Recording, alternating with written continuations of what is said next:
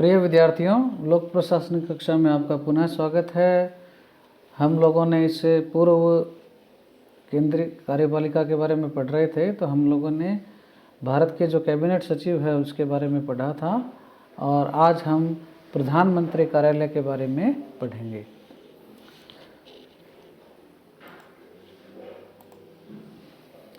थोड़ा सा इसकी पृष्ठभूमि देख लेते हैं। प्रधानमंत्री कार्यालय, जिसको क्या है प्राइम मिनिस्टर ऑफिस यानी PMO भी कहते हैं। जैसा कि हम जानते हैं कि प्रधानमंत्री जो हैं वो सरकार के प्रमुख और वास्तविक कार्यकारी अधिकारी हैं और जो देश की राजनीतिक प्रशासनिक प्रणाली है उसमें क्या है बहुत ही ज़्यादा महत्वपूर्ण भूमिका निभाते हैं।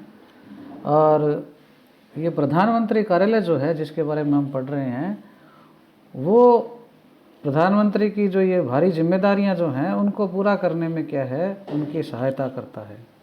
तो कहने का अर्थ ये हुआ कि प्रधानमंत्री कार्यालय क्या है, एक प्रकार की क्या है स्टाफ एजेंसी है और वो क्या है प्रधानमंत्री को क्या है सचिवीय सहायता और जो महत्वपूर्ण मामले हैं उससे संबंधित क्या है सलाह देती है। भारत सरकार में क्या है हायर लेवल पर जो भी पॉलिसी लेवल के जो डिसीजन होते हैं, नीति संबंधी जो निर्णय हैं, उसमें क्या है ये जो प्रधानमंत्री कार्यालय है ये बहुत ज़्यादा महत्वपूर्ण भूमिका निभाता है। और इतनी ज़्यादा महत्वपूर्ण भूमिका होने के बावजूद भी क्या है इस कार्यालय का कोई संवैधानिक वजूद नहीं है, अर्थात ये संविधान की सीमा से बाहर है, अर्थात इसका कोई संवैधानिक प्रावधान नहीं है। इसकी स्थापना जो है वो सरकारी कार्य विभाजन नियमावली जो है उसके 1961 के अंतर्गत की गई है और ये क्या है भारत सरकार के एक विभाग का दर्जा है इसको, और इसके अंडर में कोई किसी भी प्रकार का संबंध या अधीनस्थ जो कार्यालय है वो नहीं है। और वर्ष 1947 में प्रधानमंत्री कार्यालय जो हैं वो अस्तित्व में आया और तत्कालीन जो ब्रिटिश भारत था उसमें गवर्नर जनरल जो कार्मिक की पोस्ट थी वो क्या है प्रधानमंत्री के प्रधान सचिव या प्रधानमंत्री कार्यालय के समान थी। और जून 1977 मोरारजी देसाई की जब सरकार थी उस वक्त क्या है इसको क्या है प्रधानमंत्री कार्यालय को क्या है प्रधानमंत्री सचिवालय कहा जाता था इससे पहले। अभी वर्तमान में क्या नाम है प्रधानमंत्री कार्यालय, और 77 से पहले इसको क्या कहते थे प्रधानमंत्री सचिवालय। तो इस प्रकार से क्या है इसका एक इतिहास मानिए।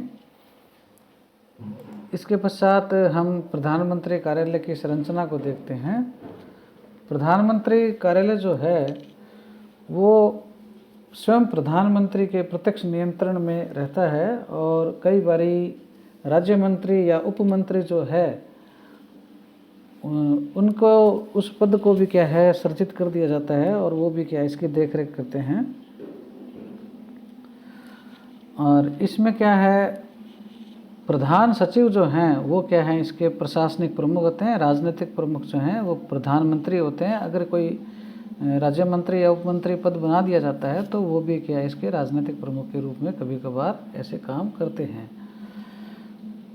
प्रधान सचिव जो हैं उसके अधीन जो हैं 4 से 5 जॉइंट सेक्रेटरी, 1 या 2 अपर सचिव, एडिशनल सेक्रेटरी जिनको कहते हैं, और कई निदेशक जो होते हैं, और डिप्टी सेक्रेटरी जो हैं, अंडर सेक्रेटरी जिनको कहते हैं, अवर सचिव, ये भी होते हैं। और इस कार्यालय में निजी सचिव, विशेष कार्य अधिकारी, सामाजिक सचिव, अनुसंधान अधिकारी, हिंदी अधिकारी, ये भी क्या है कुछ ऐसी पोस्टें इसमें बनाई गई है। और इन अधिकारियों की सहायता के लिए क्या अनुभाग अधिकारी, उच्च श्रेणी लिपिक जिसको क्या है UDC कहते हैं, LDC अवर श्रेणी लिपिक, स्टेनो आशुलिपिक ये होते हैं। और ये क्या है लोक सेवक होते हैं सभी। और निश्चित समय अवधि के लिए जो सेक्रेटरी जो होते हैं वो निश्चित समय अवधि के लिए आते हैं और इनको क्या है दर्जा जो है केंद्र सरकार के विभिन्न मंत्रालय और विभागीयों के जो अधिकारी होते हैं उनके समकक्ष क्या होता है, ये सचिव लेवल के लिए ये लागू है चीज़। इसमें राष्ट्रीय सुरक्षा सलाहकार जो है वो भी क्या है प्रधानमंत्री कार्यालय के अधीन ही ये एक पद है। और राष्ट्रीय सुरक्षा सलाहकार के अधीन जो हैं राष्ट्रीय तकनीकी अनुसंधान संगठन जो NTRO जिसको कहते हैं वो भी क्या है काम करता है। इसके अलावा कार्य निष्पादन प्रबोधन इकाई जो है वो भी क्या है इसके अधीन क्या है काम करती है। कार्य निष्पादन प्रबोधन जो इकाई है वो डिलीवरी मॉनिटरिंग यूनिट है और 2009 में क्या इसका गठन हुआ था। और NTRO जो है इसकी स्थापना नेशनल टेक्निकल रिसर्च ऑर्गेनाइजेशन जो है इसकी स्थापना सन 2004 में हुई थी। अब हम प्रधानमंत्री कार्यालय जो है उसके कार्यों को थोड़ा देखते हैं। पहला कार्य है सरकार के प्रमुख के रूप में प्रधानमंत्री को उसकी समग्र जिम्मेदारियों के मद्देनज़र क्या है सहायता प्रदान करना है, जैसे केंद्रीय मंत्रालयों, विभागों और राज्य सरकारों से संपर्क बनाए रखना आदि। दूसरा है योजना आयोग के अध्यक्ष, अभी तो योजना आयोग समाप्त हो चुका है, उसकी जगह क्या है नीति आयोग है। नीति आयोग के अध्यक्ष राष्ट्रीय विकास परिषद की जिम्मेदारियों के मद्देनज़र क्या है प्रधानमंत्री को सहायता करना। प्रधानमंत्री के जनसंपर्क से जुड़े मामले हैं जैसे सर्वसाधारण और प्रेस जो है उन मामलों को क्या है संभालना। और इसके बाद में है वे सभी संदर्भ या मामले निपटान करना जो सरकारी कार्य विभाजन से संबंधित जो नियमावली है 1961 उसके तहत जो है प्रधानमंत्री के सम्मुख जो लाए जाते हैं वो सब मामले क्या है प्रधानमंत्री कार्यालय निपटाता है। और अगला जो है निर्धारित नियमों के तहत प्रधानमंत्री के समक्ष क्या है जो भी आदेशार्थ प्रस्तुत मामले जो हैं उनकी जांच में क्या है प्रधानमंत्री की सहायता करना है। अगला जो है राष्ट्रपति, राज्यपालों तथा देश में विदेशी प्रतिनिधियों के साथ क्या है संपर्क बनाए रखना है। और अगला है प्रधानमंत्री के लिए क्या है विचार केंद्र के रूप में क्या है कार्य करना है।